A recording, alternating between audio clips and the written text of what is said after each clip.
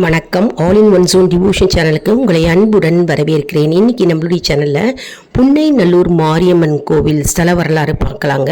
அதாவது அந்த கோவிலுக்கு நாங்கள் போனோம். அந்த கோவில் காட்சிகள் தான் இன்றைக்கி வீடியோவாக உங்களுக்கு காட்ட போகிறேங்க. சரி வாங்க நம்ம வீடியோக்குள்ளே போகலாம். இதாங்க புன்னைநல்லூர் மாரியம்மன் கோவிலுக்கு நாங்கள் போயின்னு இருக்கோம். அருமையான சக்தி வாய்ந்த அம்மன் கோவில் புன்னைநல்லூர் மாரியம்மன் கோவில். அதாவது 17ஆம் நூற்றாண்டில் மகாராஷ்டிரா மன்னரால் வெங்கோஜி என்ற மன்னரால் கட்டப்பட்ட ஒரு அற்புதமான கோவிலாக இந்த கோவில் திகழ்கிறதுங்க. இந்த கோவிலில் மூலவர் பார்த்தோம்னா தானா தோன்றியவர், அதாவது புற்று மண்ணால் தோன்றியவர். அதனால் அபிஷேகம் இங்கே கிடையாது. புழுகு சட்டம் சாற்றப்படுகிறது மற்றும் ஸ்ரீ சக்கரம் பிரதிஷ்டை செய்யப்பட்டிருக்கிறதுங்க. அதனால் இங்கே நோய் தீர்க்கும் ஸ்தலமாக இந்த ஸ்தலம் திகழ்கிறது. மற்றும் கண்மலர் நம்ம வாங்கி போடலாம். கண்ணில் நமக்கு ஏதாவது கோளாறு இருந்ததுன்னா, நோய் இருந்ததுன்னா கண்மலர் வாங்கி போடலாம். மற்றும் நம்ம விளக்கேற்றலாம், நெய் தீபம் விளக்கு ஏற்றலாம். மற்றும் நம்ம நம்முடைய வேண்டுதல்கள் எதுவாக இருந்தாலும் நம்ம செலுத்தலாம். இப்போ பார்த்துட்ருக்குது இதான் கோவில் நுழைவாயில் பகுதிங்க, என்ட்ரன்ஸு. அருமையாக இருந்தது. கோவில் பெரிய கோவிலுங்க.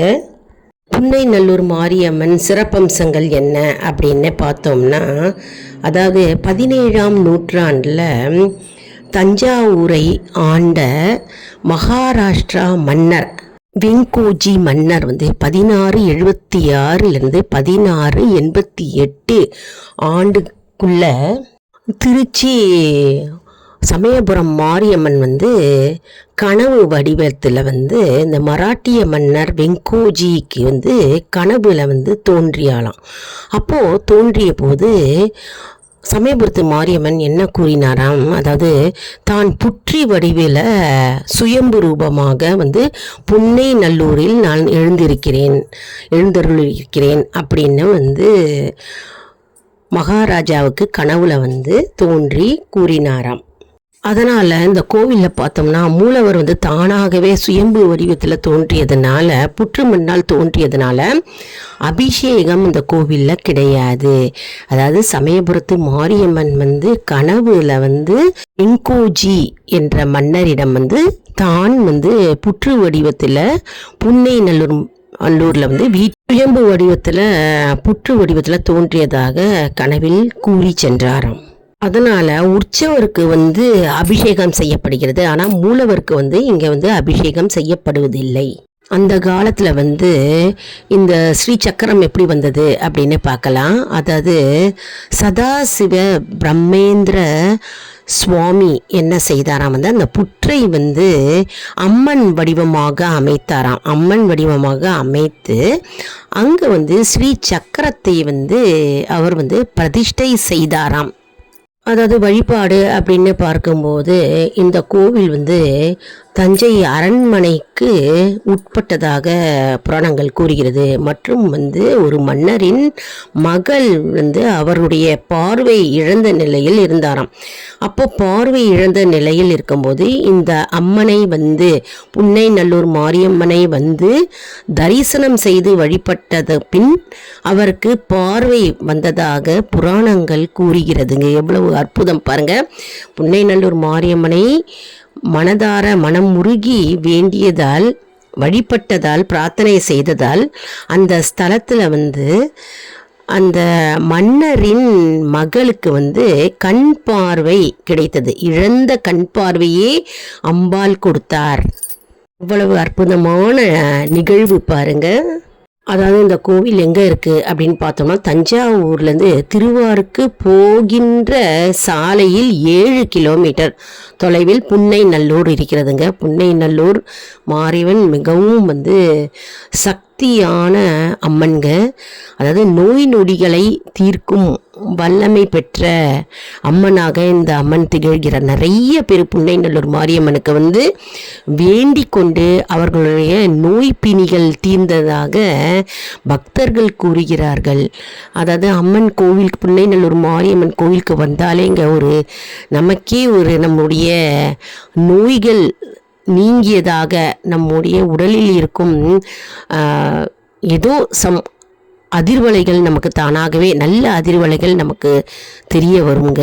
நம்ம அந்த மண்ணை மிதித்தாலே, அதாவது புன்னைநல்லூர் மாரியம்மன் தானாகவே தோன்றியார், புற்று வடிவத்தில் தோன்றினார்.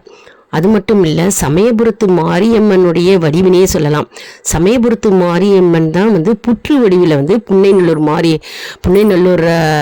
மாரியம்மனாக அங்கே வீற்றிருக்கிறார் என்று வெங்கோஜி மன்னனுக்கு, அதாவது மராட்டிய மன்னருக்கு கனவுல சொல்லியிருக்கிறார் இல்லையா. அதனால் தானே தோன்றிய இந்த புற்று வடிவமான புன்னைநல்லூர் மாரியம்மனை நாம் அனைவரும் கண்டிப்பாக தரிசனம் செய்யணுங்க. எப்போல்லாம் உங்களுக்கு நேரம் இருக்கும்போது உங்களுடைய குடும்பத்தாரை அழைத்து அம்மனை தரிசனம் செய்யுங்கள். உங்களுடைய பிரார்த்தனை எதுவாக இருந்தாலும் சரி, அது கண்டிப்பாக அம்மன் நிறைவேற்றி வைப்பார் என்பது நம்பிக்கை. இந்த கோவில் தஞ்சாவூரில் இருக்கின்ற அஷ்ட சக்திகளில் ஒன்றாக காவல் தெய்வமாக இந்த புன்னைநல்லூர் மாரியம்மன் கோவில் திகழ்கிறது. அருமையான சக்தி வாய்ந்த அம்பாள். இன்னும் நிறைய சொல்லிகிட்டே போகலாங்க, நிறைய தகவல்கள் சொல்லிக்கிட்டே போகலாம், நேரம்தான் நமக்கு இல்லை. அதாவது வெங்கோஜி மறைந்ததுக்கு அப்புறம் அவருடைய மகனுடைய மகள் பொண்ணு கண் பார்வை இழந்த நிலையில் இருந்தாலாம். அப்பொழுது என்ன செய்வதே என்று தெரியாமல் மனக்குழப்பத்துடன் அந்த மன்னர் இருந்தாராம். அப்போ என்னாச்சா, அவருடைய கனவில் புன்னைநல்லூர் அம்மன் தோன்றினாராம். அப்போது மகளை கூட்டிக்கிட்டு புன்னைநல்லூர் மாரியம்மன் கோயிலுக்கு வந்துரு, என்னுடைய கோயிலுக்கு நீர் என்னுடைய சன்னதியில் நில்லுங்க அப்படின்ட்டு அம்மன் கூறிவிட்டு சென்றாலாம், மறைந்தாராம். இவர் என்ன செய்தாராம், மன்னர் என்ன செய்தாராம், மகளை கூட்டிகிட்டு புன்னைநல்லூர் மாரியம்மன் சன்னதிக்கு சென்றாராம். சென்றவுடன் ஒரு மின்னல் ஒளி வேகத்தில் ஒளி 2 கண்களையும் பாய்ந்ததாம். அந்த ஒளி பாய்ந்த நேரத்தில், அந்த க்ஷணத்தில் அந்த பொண்ணுக்கு கண் பார்வை கிடைத்ததாம். மறைந்த கண் பார்வை மீண்டும் கிடைத்த இடம் புன்னைநல்லூர் மாரியம்மன். அந்த அம்மன் கண்களை திறந்தார். அவ்வளவு அற்புதமான சக்தி வாய்ந்த புன்னைநல்லூர் மாரியம்மன். அதாவது வெங்கோஜி, மராத்திய மன்னர் வெங்கோஜி மன்னருக்கு சமயபுரம் மாரியம்மன் கனவுல தோன்றி, நான் புற்று வடிவத்தில் இருக்கேன், புன்னைநல்லூரில் சுயம்பாக நான் தோன்றியிருக்கிறேன் அப்படின்னு வெங்கோஜி மன்னருக்கு அம்பாள் சொல்லிவிட்டு மறைந்தார்.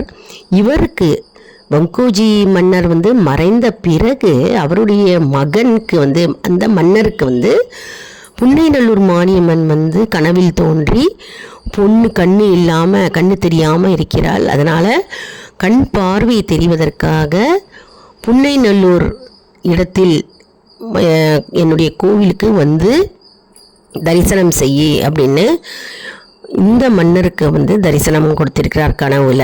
எவ்வளவு சக்தி வாய்ந்த அம்மன் பார்த்தீங்களா. அதாவது காலங்காலமாக தொடர்கின்ற, அதாவது அம்மனுடைய பக்தி அவருடைய அப்பாக்கிற்கு, அதே மாதிரி மன்னர் அவருடைய மகனுக்கும் இருந்தது. அதனால் அவர்களுடைய மகளுக்கு கண் பார்வை மீண்டும் பெற்ற இடம் புன்னைநல்லூர் மாரியம்மன் ஸ்தலமாகும். மேலும் அந்த மன்னரின் மகளுக்கு அம்மை நோய் இருந்ததாம். உடல் முழுவதும் அம்மை நோயால் பாதிக்கப்பட்டு மிகவும் அவதிப்பட்டாராம். அப்போது கண் பார்வை இழந்த நிலையில் இருக்கும்போது புன்னைநல்லூர் மாரியம்மன் ஒரு சிறுமி வேடத்தில், அதாவது சிறுமியாக கனவில் தோன்றி மறைந்து விட்டார். அந்த சிறுமி வேற யாரும் இல்லை, புன்னைநல்லூர் மாரியம்மன் தான் சிறுமி வடிவில் மன்னருக்கு தரிசனம் கொடுத்து விட்டு சென்றார் என்று புராணங்கள் கூறுகிறது. மேலும் புன்னைநல்லூர் மாரியம்மனுக்கு முத்து மாரியம்மன் என்று பெயர் வழங்கப்படுகிறதுங்க. அதாவது வெயில் காலத்தில், வெயில் அதிகமாக இருக்கும் காலத்தில், சித்திரை காலத்தில் மாதத்தில் அம்மனுடைய முகத்தில் வேர்வை துளிகள் இருக்குமா.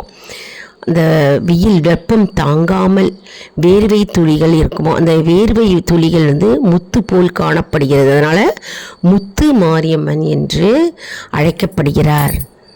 இந்த புன்னைநல்லூரில் வெள்ளக்குளம் அப்படின்னு ஒன்று இருக்குங்க. அதாவது வீட்டில் வந்து யாருக்காவது உடலில் வந்து கட்டிகள் மற்றும் வந்து அரிப்புகள், தோல் நோய்கள் ஏதாவது இருந்ததுன்னா புன்னைநல்லூர் மாரியம்மனை வேண்டிக் கொண்டு வெள்ளத்தை கொண்டு அந்த குளத்தில் போடுகிறார்கள். அந்த வெள்ளத்தை வந்து குளத்தில் போடும்போது தன்னுடைய உடலில் இருக்கும் தேம்பல், கட்டிகள், சொறி நோய்கள் மற்றும் வந்து தோல் வியாதிகள் அனைத்தும் மறைவதாக ஐதீகம்.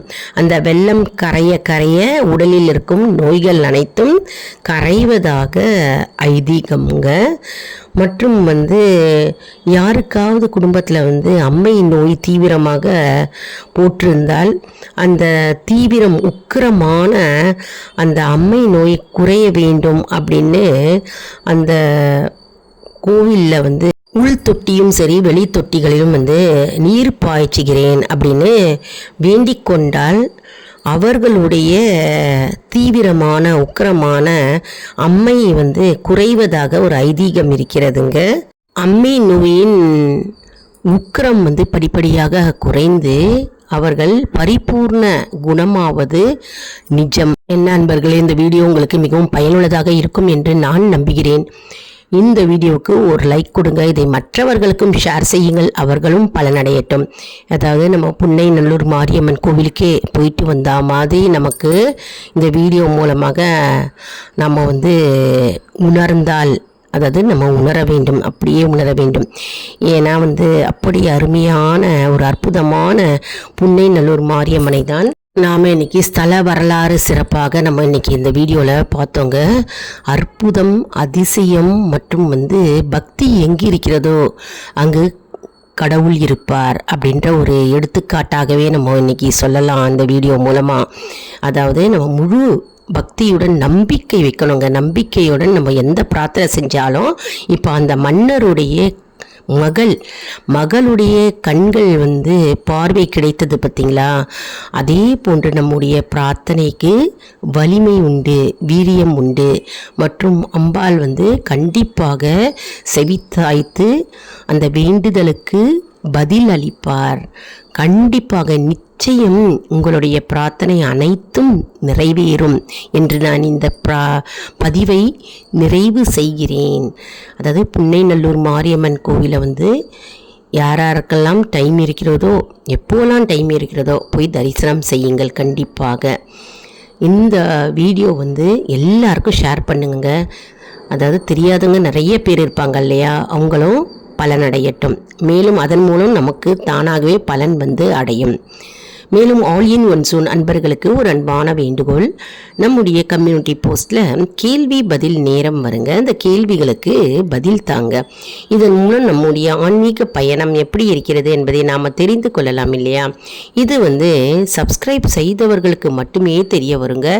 அதனால் நம்முடைய சேனலை மறக்காமல் சப்ஸ்கிரைப் செய்து கொள்ளுங்கள். அடுத்த வீடியோவில் வேறொரு தலைப்புடன் உங்களை வந்து சந்திக்கிறேன். மற்றும் நம்முடைய ஆன்லைன் ஷாப்பிங் வந்து நம்முடைய வீடியோஸ் எல்லாத்துலேயும் கொடுத்துருக்கோங்க. நீங்கள் அதை அப்படியே அந்த லிங்க்கை டச் பண்ணிங்கனாலே போகிறோம், உங்களுக்கு ஆன்லைன் ஷாப்பிங் ஓப்பன் பண்ணோம். நீங்கள் என்ன ப்ராடக்ட்ஸ் வேணாலும் நீங்கள் நம்முடைய வீடியோ மூலமாக நீங்கள் வாங்கிக்கலாம். என்ன ப்ராடக்ட்ஸ் வேணாலும் நீங்கள் பர்ச்சேஸ் பண்ணிக்கலாங்க. ஆன்லைன் ஷாப்பிங் வந்து தெரிய வரும் ஒவ்வொரு வீடியோ அப்லோடு செய்யும் போதும், ஷார்ட்ஸ்லேயும் சரி லாங் வீடியோஸ்லேயும் சரி. நன்றி, வணக்கம்.